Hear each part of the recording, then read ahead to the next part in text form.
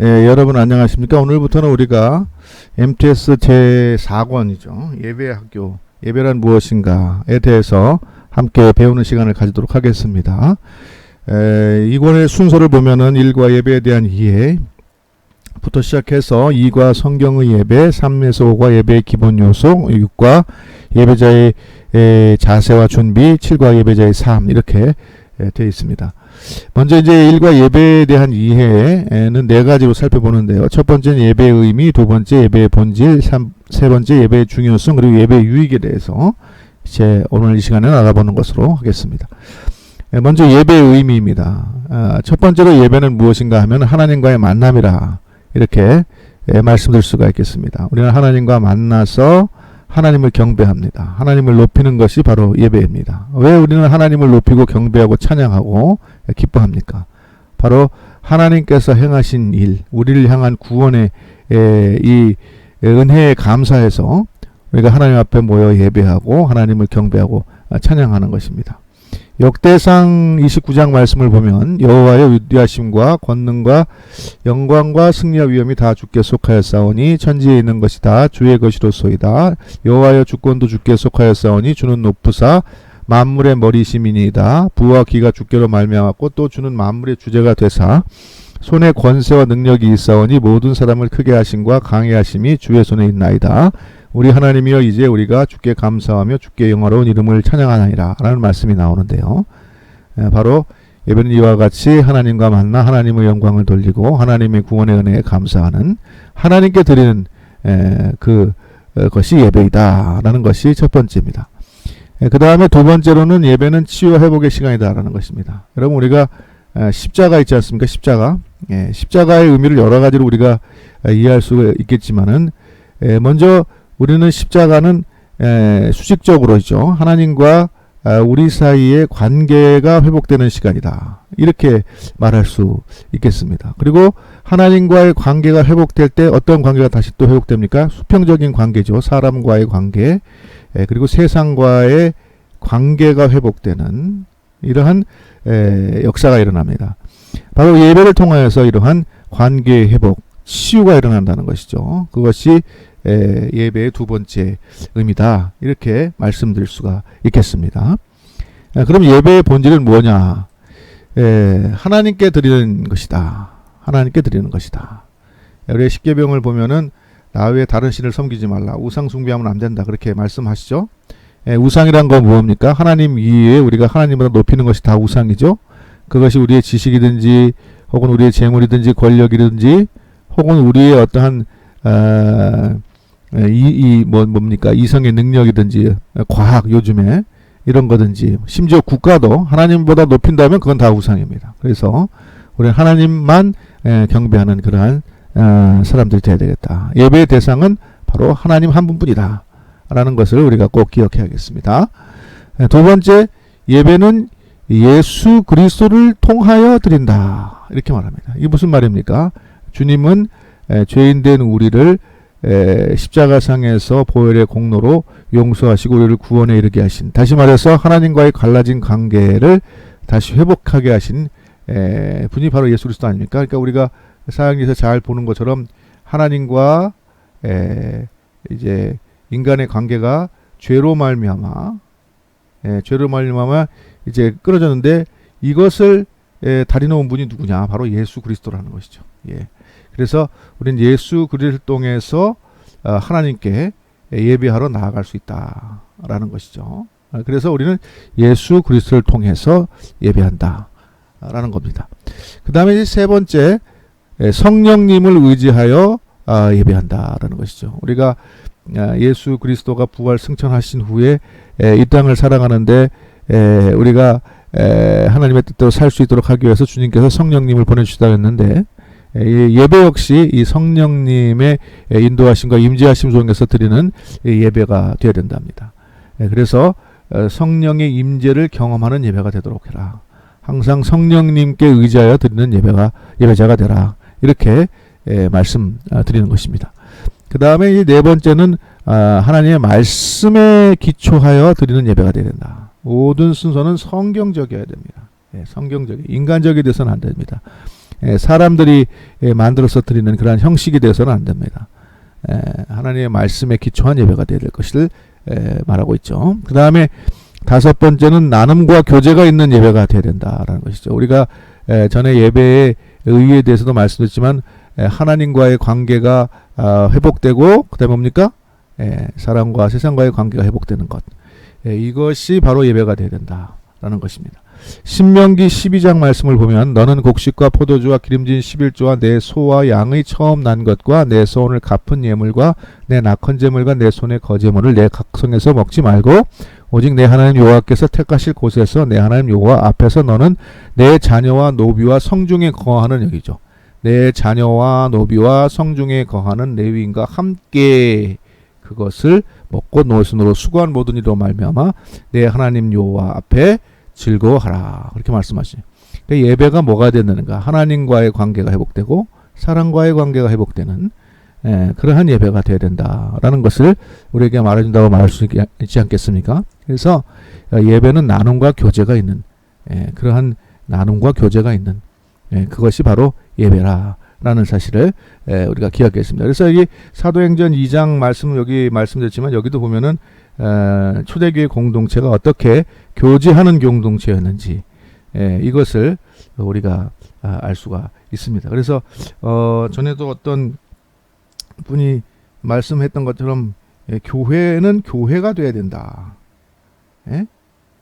교회는 교회가 돼야 된다. 그런 말씀을 드렸죠. 사귈 교자 써야 되는 거 아니냐. 일리가 있는 말씀 아니겠습니까? 우리가 하나님과 사귐이 있고 또 믿음의 형제자매들과 사귐이 있고 관계들이 회복되고 세상에 나가서 이 회복의 관계들을 이제 만들어 나가는 그러한 백성들이 신앙인들이 아니겠습니까? 이것이 예배를 통해서 이루어지기를 바랍니다. 그 다음 예배의 중요성에 대해서 말씀드리죠. 첫 번째, 예배는 하나님의 명령입니다. 해도 되고 안 해도 된 게 아니라 믿는 사람들이 반드시 해야 할 그런 하나님께서 우리에게 주신 명령이에요. 열왕기하 말씀을 보면 옛적에 여호와께서 야곱의 자손에게 언약을 세우시고 그들에게 어떻게 했답니까? 명령하여 이르시되 너희는 다른 신을 경외하지 말고 그를 경배하지 말며 그를 섬기지 말며 그에게 제사하지 말고 오직 큰 능력과 편팔로 너희를 애굽에서 인도하여 내신 여호와를 경외하며 그를 예배하며 그에게 제사를 드실 것이라 이렇게 말하고 있다고 하지 않습니까? 여러분 하나님께서 우리에게 예배를 명령하셨어요. 그 다음에 두 번째는 예배는 창조의 목적입니다. 이사야서 말씀을 보면 내 이름으로 불려지는 모든 자에 내가 내 영광을 위하여 창조한 자를 오게 하라. 그들을 내가 지었고 내가 그들을 만들었으니. 뭡니까? 하나님께서 예배받기 위해서 예배 받기 위해서 창조했다. 이런 말씀 아니겠습니까?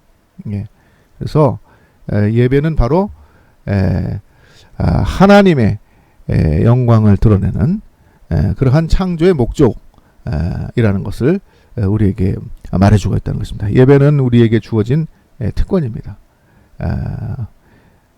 아무나 예배할 수가 있는 것이 아닙니다.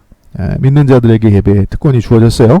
그렇기 때문에 우리는 이 창조의 목적으로서의 예배의 중요한 것을 알고 예배를 드리기를 힘쓰는 그러한 성도들이 되어야 되겠습니다. 그 다음에 이제 예배는 교회의 핵심 사명이다. 전도, 교제, 교육, 봉사 등의 사명이 있지만 예배에 실패하면 이러한 사명을 감당하는 것도 불가능하다라는 것입니다. 요한복음 4장 23절 말씀을 보니까 아버지께 참되게 예배하는 자들은 영과 진리로 예배할 때가 오나니 곧 이때라 아버지께서는 자기에게 이렇게 예배하는 자를 찾는다. 그렇게 말씀하셨는데 예배는 신앙의 출발이고 기초입니다. 예배를 소홀히 하고 신앙생활을 바로 할 수가 없습니다.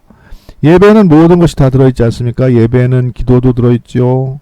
그 다음에 찬양도 들어있죠. 그 다음에 뭐라 했습니까? 교제도 있지요. 그리고 말씀도 우리가 듣죠. 하나님의 말씀도, 그쵸? 말씀도 듣죠. 이 모든 것이 다 예배 가운데 있는 것입니다. 그렇기 때문에 예배는 핵심 사명이고 교회의 핵심 사명이고 이것을 소홀히 해서는 우리가 신앙생활을 바로 하기 어렵다라는 것을 생각할 때 예배는 대단히 중요한 것이다 라는 것입니다. 예배 유익에 대해서 마지막으로 말씀드릴까요? 예배를 통해서 우리는 뭡니까? 하나님의 임재와 능력을 체험합니다. 사도행전 16장 말씀 보니까 한밤중에 바울과 실라가 기도하고 하나님을 찬송하며 죄수들이 듣더라. 이에 갑자기 큰 지진이 나서 옥토가 움직이고 문이 곧 다 열리며 모든 사람이 매인 것이 다 벗어졌다. 이렇게 말씀 나오는데 바울과 실라가 옥에 갇혔어요. 근데 그들은 거기서 뭐 했다고 했어요? 기도하고 하나님 찬송하고 예배했어요. 그랬더니 그 옥문이 열리는 그러한 놀라운 역사가 일어났다. 그래서 계속해서 그들이 선교 여행을 할 수 있다는 것 아니겠습니까? 이와 같이 예배는 하나님의 임재와 능력, 하나님의 구원과 인도를 하심을 체험하는 그러한 시간이 바로 예배입니다. 그래서 예배는 하나님의 임재를 체험하는 그러한 유익이 있는 시간이고, 그 다음에 두 번째는 예배를 통해서 우리는 하나님께 민감해집니다. 하나님의 세미한 음성을 들을 수 있습니다. 인생에 대한 통찰력이 생깁니다. 시편 말씀을 볼까요? 내가 어쩌면 이 일을 알까 하여 생각한즉 이것이 내게 심한 고통이 되었더니 하나님의 성소에 들어갈 때, 바로 예배할 때에, 예배하러 들어갈 때에 깨닫게 하셨다. 깨닫게 하셨다는 것입니다. 여러분, 하나님과 친밀해지고 하나님의 세밀한 음성을 듣고 그리고 세상을 바라보는 그런 해안이 생기는 이러한 축복이 예배를 통해서 일어난다는 것입니다. 그 다음에 세 번째는 역시 관계의 회복과 치유가 예배를 통해서 일어납니다. 우리가 마가복음, 마태복음 이 말씀을 제가 자주 이용하는데 이 마태복음 말씀은 뭡니까? 수고하고 무거운 짐자다 다 내게로 오라, 그 말씀이고, 마가복음 9장 23절은 뭡니까? 할 수 있거든이 무슨 말이냐? 그 말씀 아닙니까? 이와 같이 우리는 예배를 통해서 하나님의 음성을 듣고 거기서 위로받고, 또 다시 말씀을 통해서 용기를 받고, 성령님의 임재하심을 통해서 세임을 얻고, 그리고 세상에 나가서 축복된 삶, 그리고 우리 신앙이 성장하는 그러한 삶을 살아가게 된다 라는 의미에서 예배는 우리에게 신앙적 유익을 준다라는 것입니다. 예배학교 1과를 간단히 요약했습니다. 예배는 뭐라 했습니까? 하나님을 경배하고 영광을 돌리며 우리의 관계들이 회복되는 시간이다, 그렇게 말씀드렸습니다. 두 번째는 예배는 성부, 성자, 성령 하나님께 드리는 것이고 성경적이어야 하고 나눔과 교제가 있는 것이어야 한다, 그렇게 말씀드렸습니다. 그리고 예배는 하나님의 명령이라고 했습니다. 그냥 하고 싶을 때 하고 말고 싶을 때 말고 하는 게 아니라 하나님께서 그렇게 하라 하신 것입니다. 그리고 그것은 창조의 목적이기도 합니다. 하나님께서 우리를 지은 목적은 우리에게 경배받으시고 예배받기 위해서 우리를 지으셨다 했습니다. 그리고 예배는 교회의 핵심 사명입니다. 핵심 사명. 예배는 신앙의 출발점이고 기초이기 때문에 예배를 소홀히 하고 우리의 신앙이 바로 자랄 수가 없다라는 것입니다. 그 다음에 예배를 통해서 우리는 하나님의 임재와 능력을 경험하고 또 치유받고 그다음 회복되고 삶의 위로와 용기를 얻고 말씀대로 삶으로 축복받고 성장하는 그러한 유익을 주는 것이 바로 예배입니다. 그러니까 우리가 예배를 소홀히 할 수 없는 것이죠. 그래서 특별히 코로나 시대에 예배가 단절되고 예배를 소홀하신 분이 있더라면 오늘 이 과를 통해서 예배를 다시 한번 우리가 생각하고 예배드리기 힘쓰는 예배에 충실한 그러한 성도들이 되어서 믿음으로 삶으로 세상을 이기고 축복하고 축복을 나누는 그러한 성도들 되시기를 바라겠습니다. 오늘은 이것으로 첫 과를 마치겠어요. 여러분 한 주간도 승리하시기 바라겠습니다. 감사합니다.